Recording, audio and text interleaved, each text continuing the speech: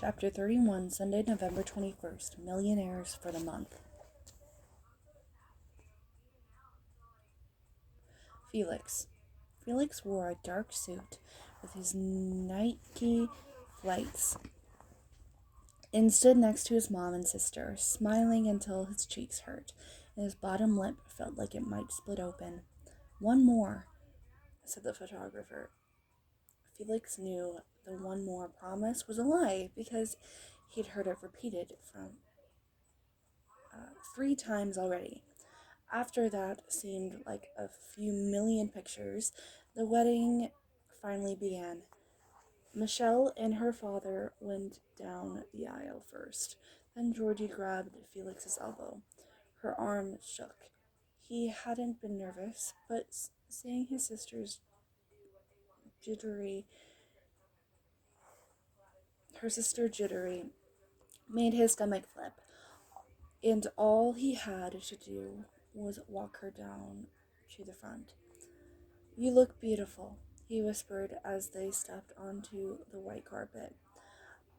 "I might throw up," she replied, which made him feel queasy. The seats were full. Felix scanned the crowd, and they slowly walked to the front. He saw Laura Friendly.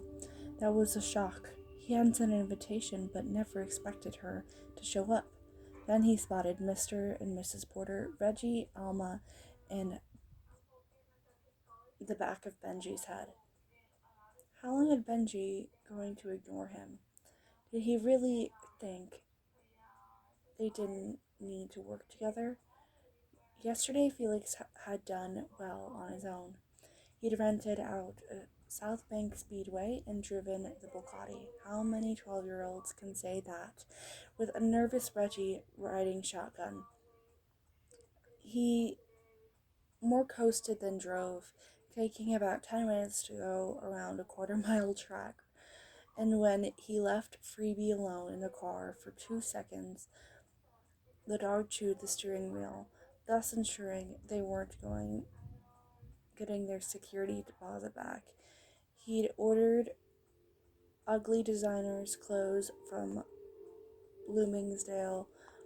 He'd brought a time capsule that would be sent up into space.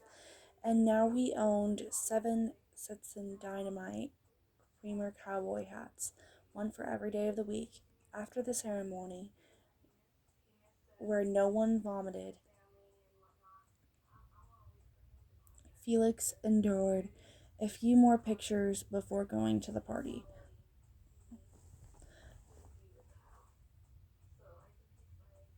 Tuxedoed waiters passed around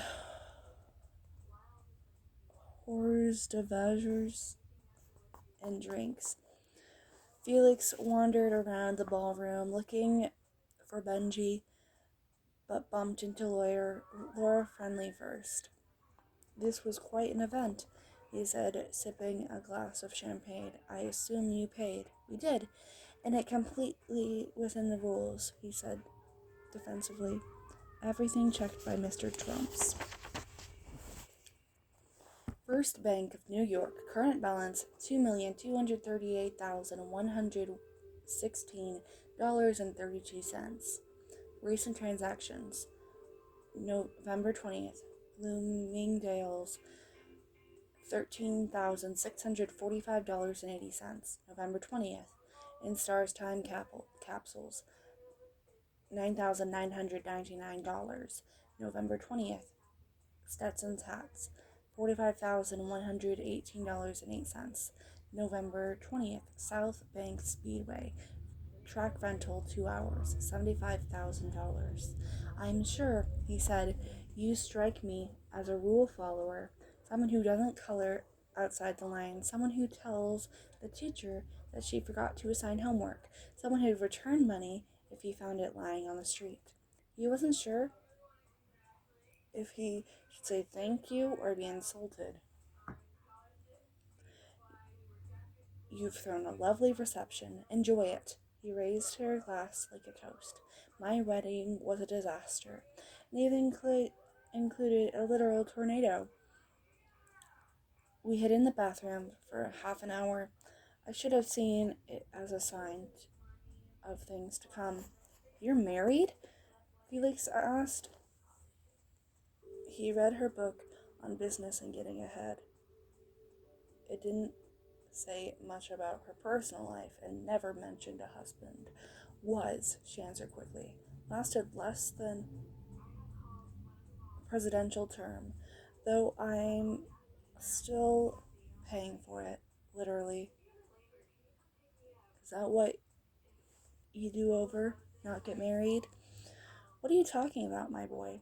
He asked, grabbing another glass of champagne from a waiter. You said all the money in the world couldn't buy you a do-over, Felix said, reminding her of the conversation at the basketball game. Her face fell. No, while my marriage was torn with a failure. That's not what I want to do over. He shook her head. Felix didn't know if she was going to say more, and he didn't get the chance to find out because the DJ's voice boomed over the speakers. Ladies and gentlemen, please gather around the dance floor as we introduce the wedding party. Then the wedding planner grabbed Felix's shoulder. You're needed now. Off you go, Mrs. Friendly said. The DJ introduced the bridesmaids and the bridesmen, Michelle's parents, Felix and his mom, and finally Georgie and Michelle. Then the music started, and the brides had their first official dance. Halfway through the song, a wedding party had asked to join them, and Felix's mom dragged him onto the wooden dance floor. No one had warned him he'd have to dance at this thing. At first, I wasn't sure about this wedding, his mom said as they slowly turned in circles. She must have seen the shock on Felix's face because she quickly added, not the marriage, the wedding, the big, fancy, expensive wedding. Oh, but I'm glad you did this. It's nice. And I know you and Georgie didn't get a lot of nice growing up. She smiled, but her eyes looked sad. Well, you're still growing up, but I mean, you've both missed out on things. Not really. He didn't have as much as Benji and most of the other kids in class, but he wasn't hungry or homeless, at least not yet. I wanted to give you more, like new clothes, vacations, big Christmases, and hundreds of presents, a cell phone. A cell phone would have been nice, he teased her. She kissed his cheek and then wiped away the lipstick she'd left behind. Then the song ended.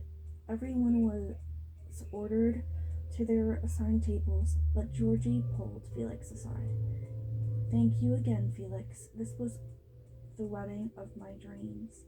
She squeezed his hand and looked like she might cry. You're welcome, and I can't wait to see what big surprise is next. Benji left it slip that you have something big for us. She leaned forward and whispered, It's a house, isn't it? The band. No, it's not a house. I'll act surprised. She wasn't listening to him. You've done so much already. I can't believe more of my dreams are coming true. Georgie, there's no house. She smiled and winked at him. Then Michelle was suddenly at Georgie's side, pulling her to the head of the table. Felix ran to find Benji. We need to talk. Benji sighed heavily and pushed back his chair.